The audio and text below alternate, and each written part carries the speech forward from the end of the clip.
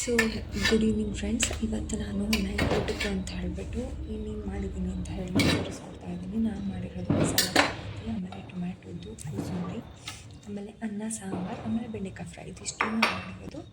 ಮೊದಲಿಗೆ ಟೊಮ್ಯಾಟೋದು ಕೋಸಂಬರಿ ಹೇಗೆ ಮಾಡೋದು ಅಂತೇಳಿ ಹೇಳ್ಕೊಡ್ತೀನಿ. ಇದಕ್ಕೆ ಬೇಕಾಗಿರೋಂಥದ್ದು ಏನಂದರೆ ಟೊಮ್ಯಾಟೊ, ಆಮೇಲೆ ಮೊಸರು ಬೇಕು, ಒಂದು ಗ್ರೀನ್ ಚಿಲ್ಲಿ ಬೇಕು, ಆಮೇಲೆ ಕೊರಿಯಾಂಡರ್ ಇದು ಬೇಕು, ಕೊತ್ತಂಬರಿ ಸೊಪ್ಪು ಬೇಕು. ಇದಕ್ಕೆಲ್ಲನೂ ಕೂಡ ಉಪ್ಪು, ಸಕ್ಕರೆ ಅದನ್ನೆಲ್ಲ ಹಾಕಿ ಗುರಳ್ಳಿ ಪುಡಿ ಹಾಕಿ ಮಿಕ್ಸ್ ಮಾಡಿದ್ರೆ ರುಚಿಯಾಗಿರುವಂಥ ಟೊಮ್ಯಾಟೋದು ಕೋಸಂಬರಿ ರೆಡಿ ಆಗುತ್ತೆ. ಸೊ ಇದನ್ನ ಯಾವುದೇ ರೀತಿಯಾದಂಥ ಬೇಯಿಸೋ ಅವಶ್ಯಕತೆ ಇಲ್ಲ.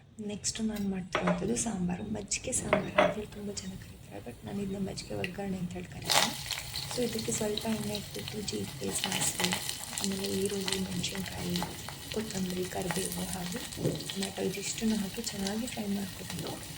ಮನೇಲಿರುವಂಥ ಮಜ್ಜಿಗೆನ ಎಲ್ಲನೂ ಕೂಡ ಪೂರ್ತಿಯಾಗಿ ಬೆಂದಾದ್ಮೇಲೆ ಅರಿಶಿನ ಹಾಕೋಬೇಕು. ಅರಿಶಿನ ಎಲ್ಲ ಹಾಕೊಂಡಾದ್ಮೇಲೆ ಪೂರ್ತಿಯಾಗಿ ಬೆಂದು ಎಷ್ಟು ಮಜ್ಜಿಗೆ ಬೇಕಲ್ಲ ಅಷ್ಟು ಮಜ್ಜಿಗೆನ ಹಾಕಬೇಕು. ಬಟ್ ಇದಕ್ಕಿಂತ ಮುಂಚೆ ಗ್ಯಾಸ್ನ ಆಫ್ ಮಾಡಿಬಿಟ್ಟು ನಾವು ಮಜ್ಜಿಗೆನ ಹಾಕಬೇಕು. ಸೊ ಇದು ಮ್ಯಾಕ್ಸಿಮಮ್ ಅಂದರೆ 10 ನಿಮಿಷದಲ್ಲೆಲ್ಲ ಈ ಸಾಂಬಾರು ಆಗಿರುತ್ತೆ. ಸೊ ಇದು ಸಾಂಬಾರು ಕೂಡ ಆಗೋಯ್ತು ಈಗ ನಮ್ಮದು. ಸೊ ನೆಕ್ಸ್ಟು ನಾನೇನು ಮಾಡ್ತಿದ್ದೀನಿ ಅಂದರೆ ಮಸಾಲ ಚಪಾತಿಗೆ ಚೆನ್ನಾಗಿ ಚಪಾತಿನ ಸ್ವಲ್ಪ ಲಟ್ಟಿಸ್ಕೊಂಡ್ಬಿಟ್ಟು ನಡುವೆ ತುಪ್ಪ ಹಾಕ್ಬಿಟ್ಟು ಅದಕ್ಕೆ ಸ್ವಲ್ಪ ಉಪ್ಪು, ಖಾರ, ಆಮೇಲೆ ಕೊತ್ತಂಬರಿ ಇದಿಷ್ಟನ್ನು ಕೂಡ ಹಾಕಿ ಒಂಥರ ಪರೋಟ ಥರ ಅದನ್ನೆಲ್ಲ ಮಡಚ್ಕೊಂಡ್ಬಿಟ್ಟು ನೆಕ್ಸ್ಟು ಲಟ್ಟಿಸಿ ಬೇಯಿಸಿದ್ರೆ ಪದರ ಆಗಿರುವಂಥ ಮಸಾಲ ಚಪಾತಿನೂ ಕೂಡ ರೆಡಿ ಆಗುತ್ತೆ.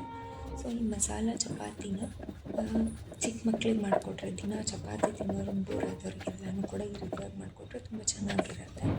ಕೆಲವೊಬ್ಬೊಬ್ರು ಏನು ಮಾಡ್ತಾರೆ ಅಂದರೆ ಹಿಟ್ಟಲ್ಲೇ ಉಪ್ಪು, ಖಾರ, ಆಮೇಲೆ ಕೊತ್ತಂಬರಿ, ಮೆಣಸಿನ್ಕಾಯಿ ಇದೆಲ್ಲನೂ ಕೂಡ ಹಾಕಿ ಚೆನ್ನಾಗಿ ನಾದ್ಕೊಂಡ್ಬಿಟ್ಟು ಅದಾದಮೇಲೆ ಲಟ್ಟಿಸ್ಬಿಟ್ಟು ಮಾಡ್ತಾರೆ. ಬಟ್ ನಾನು ಅದನ್ನ ಮಧ್ಯೆ ಹಾಕ್ತೀನಿ, ಯಾಕಂದರೆ ಮಧ್ಯೆ ಹಾಕೋದ್ರಿಂದ ಚೆನ್ನಾಗಿ ಬೇಯುತ್ತೆ ಆ್ಯಂಡ್ ಅದೊಂಥರ ಡಿಫ್ರೆಂಟ್ ಆಗಿರೋಂಥ ಪರಾಟದ ಥರ ಕೂಡ ನಮಗೆ ಫೀಲ್ ಆಗುತ್ತೆ, ಹಾಗಾಗುತ್ತೆ. ಸೊ ಈಗ ನಮ್ಮದು ಚಪಾತಿ ಕೂಡ ಬೆಂದಾಯಿತು. ಚೆನ್ನಾಗಿ ಬೇಯಿಸ್ಕೋಬೇಕು. ತುಪ್ಪ ಬೇಕಿದ್ರೆ ತುಪ್ಪ ಹಾಕ್ಕೊಳ್ಳಿ, ಎಣ್ಣೆ ಬೇಕಿದ್ರೆ ಎಣ್ಣೆ ಹಾಕ್ಕೊಳ್ಳಿ. ಎರಡನ್ನೂ ತಿನ್ನಲ್ಲ ಅಂದರೆ ಹಾಗೆ ಒಣದನ್ನು ಬೇಯಿಸ್ಕೊಳ್ಳಿ. ಸೊ ಇದಿಷ್ಟು ಬೆಂದಾದಮೇಲೆ ಲಾಸ್ಟಿಗೆ ನಾನು ಮಾಡಿದ್ದು ಬೆಂಡೆಕಾಯಿನ ತುಂಬನ ಎಲ್ಲ ತೆಗೆದುಕೊಂಡ್ಬಿಟ್ಟು 4 ಭಾಗದ ಥರನೂ ಕೂಡ ಅದಕ್ಕೆ ಸಪರೇಟ್ ಇಟ್ಕೊಂಡ್ಬಿಟ್ಟು ಅದಕ್ಕೆ ಸ್ವಲ್ಪ ಉಪ್ಪು ಹಾಕ್ಕೊಂಡ್ಬಿಟ್ಟು ಹುರಿಬೇಕು ನಾವು. ಯಾಕಂದರೆ ಉಪ್ಪು ಹಿಡ್ಕೊಂಡಷ್ಟು ತುಂಬ ಟೇಸ್ಟಿಯಾಗಿರುತ್ತೆ. ಇದಕ್ಕೆ ಯಾವುದೇ ರೀತಿಯಾದಂಥ ಎಣ್ಣೆ ಕೂಡ ನಾನು ಹಾಕಿಲ್ಲ, ಬರೀ ಹಾಗೆ ಫ್ರೈ ಮಾಡಿರೋದು. ಇದನ್ನು ಹೊರಗಡೆ ತೆಗೆದಾಗಿ ಉಪ್ಪು ಹಾಕ್ಕೊಂಡು ಮುಂಚೆನಾದರೂ ಉಪ್ಪು ಹಾಕಿ ಫ್ರೈ ಮಾಡ್ತೀನಿ. ನಾನು ಹೊರಗಡೆ ತೆಗೆದಾದ್ಮೇಲೆ ಅದನ್ನು ಹಾಕ್ಕೊತಿದ್ದೀನಿ.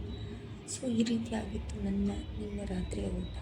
ಇದೇ ವಿಡಿಯೋ ನಿಮಗೆ ಇಷ್ಟ ಆಗಿದ್ದರೆ ನಮ್ಮ ಈ ಚಾನಲ್ಗೆ ಸಬ್ಸ್ಕ್ರೈಬ್ ಮಾಡಿ, ಲೈಕ್ ಮಾಡಿ, ಶೇರ್ ಮಾಡಿ, ಕಮೆಂಟ್ ಮಾಡಿ. Thanks for watching this video.